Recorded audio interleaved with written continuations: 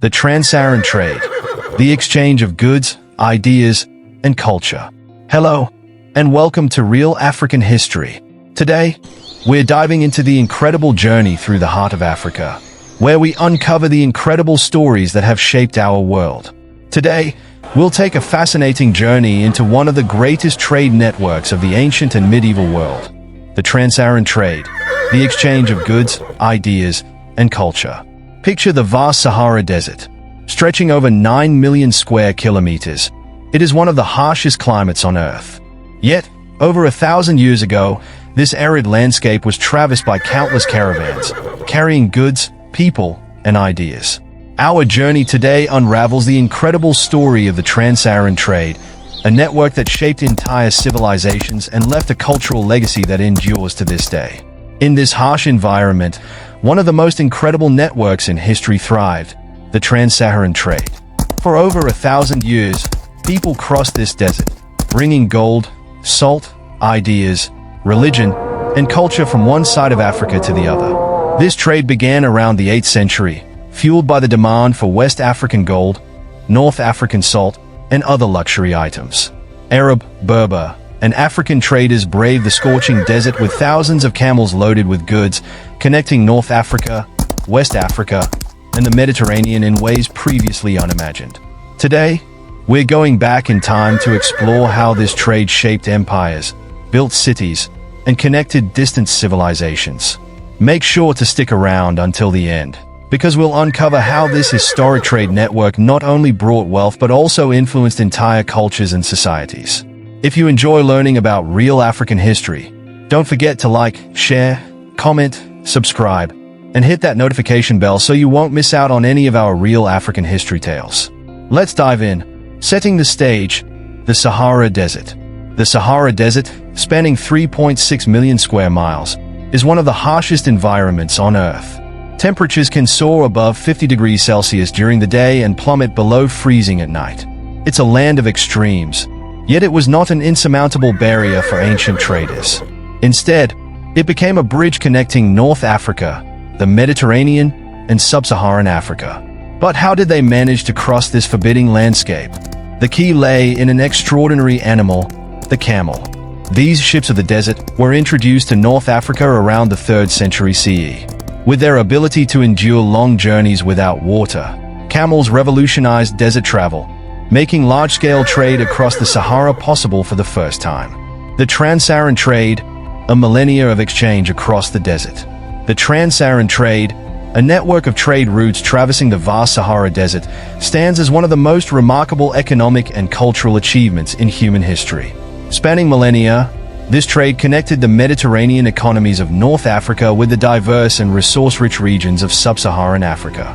While the origins of this trade trace back to prehistoric times, its prominence and influence peaked between the 8th and 17th century CE, leaving an indelible mark on the societies it connected. The ancient Sahara, a gateway for exchange. Before the Sahara transformed into the arid desert we know today, it was a region teeming with life. Between 700 BCE and 3500 BCE, the Central Sahara, including regions like the Ahaga in present-day Algeria, supported pastoral communities.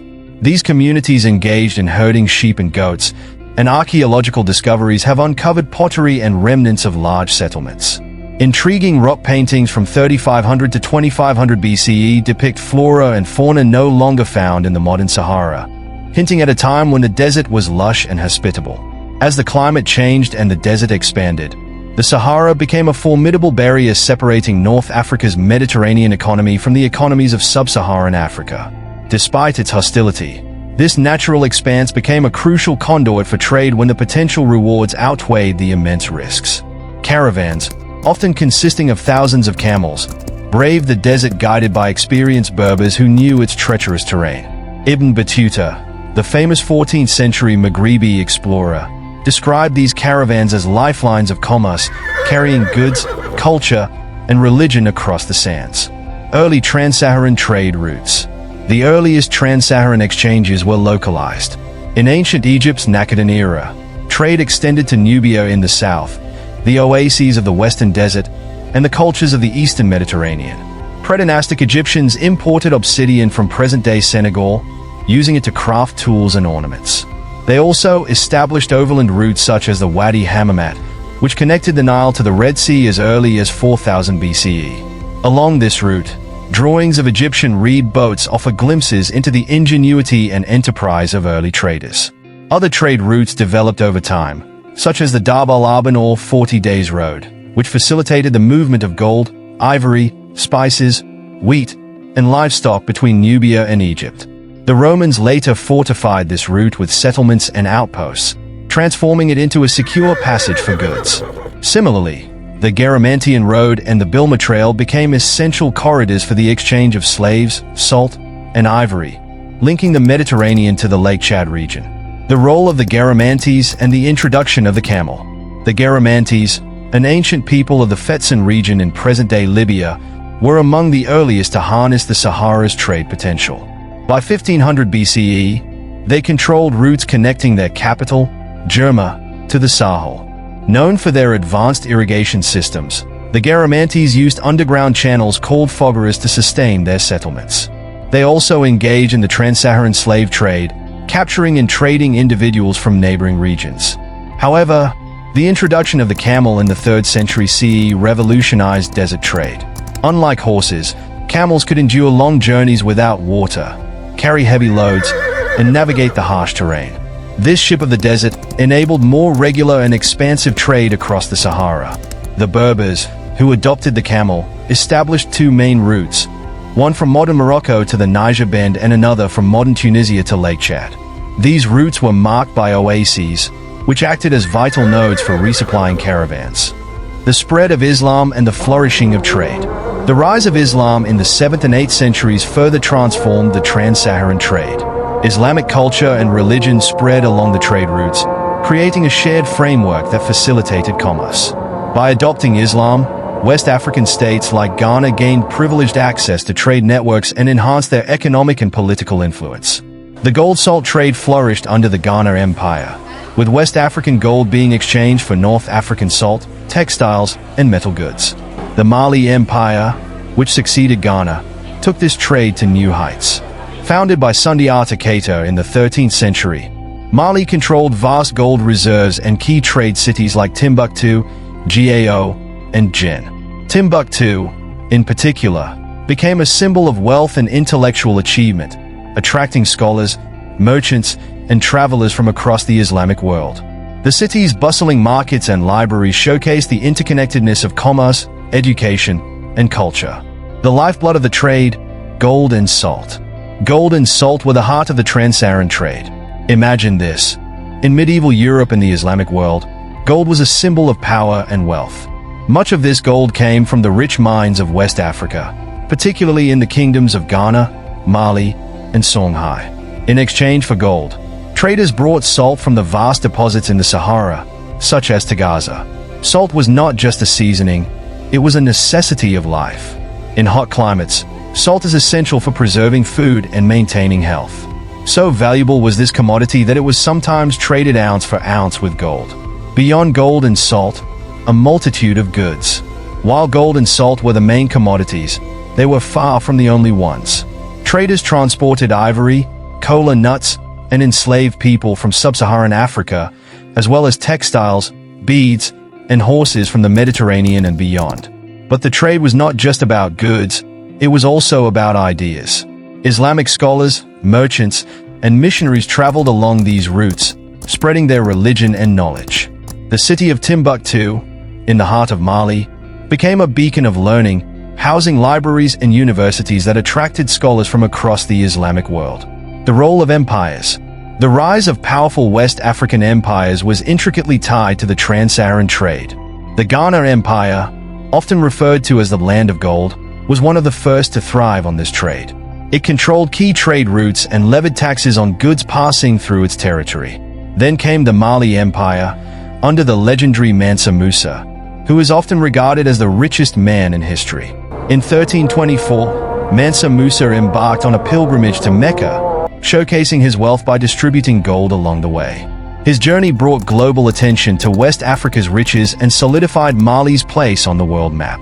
The Songhai Empire followed, with its capital at Gao and its greatest ruler, Askia Muhammad, who expanded trade and made Timbuktu an intellectual hub. Goods, ideas, and cultural exchange. The Trans-Saharan trade was not limited to material goods. It facilitated the exchange of ideas, technologies, and cultural practices. Arabic writing and Islamic scholarship were introduced to West Africa, influencing local governance, education, and art. Cities along the trade routes became melting pots of cultures, where African, Arab, and Berber traditions blended seamlessly. Key commodities traded included: 1. Gold, extracted from mines in West Africa. It was transported north to be minted into coins or used in luxury goods. 2. Salt, essential for preserving food.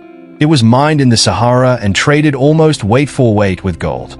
3. Slaves, captured in raids or sold by local rulers. Slaves were used as laborers, soldiers, and domestic servants in North Africa and beyond. 4. Ivory and kola nuts, exported from the forest regions of West Africa. These were highly prized luxury items. 5. Textiles and metal goods, imported from North Africa and Europe. They enriched the material culture of West African societies. Decline and legacy of the Trans-Saharan trade. The Trans-Saharan trade began to decline in the 16th century due to several factors. Portuguese explorations along the West African coast opened new maritime trade routes, bypassing the arduous desert crossings. The Moroccan invasion of the Songhai Empire in 1591 further disrupted traditional trade networks. By the 19th century, European colonial expansion and the construction of railways rendered many Trans-Saharan routes obsolete. However, the legacy of the Trans-Saharan trade endures. It fostered economic interdependence, cultural exchange, and the spread of Islam, shaping the histories of North and West Africa. Today, initiatives like the Trans Sahara Highway aim to revive and modernize these ancient connections, promoting regional integration and development. The Trans-Saharan trade was more than a commercial enterprise. It was a bridge that connected disparate worlds, fostering exchange and understanding across vast distances. Its story is one of resilience, innovation, and collaboration, demonstrating the extraordinary capacity of human societies to adapt and thrive in even the most challenging environments. As we reflect on this rich history, we are reminded of the enduring power of trade to unite people and cultures, transcending borders and boundaries. What struck you the most about this story?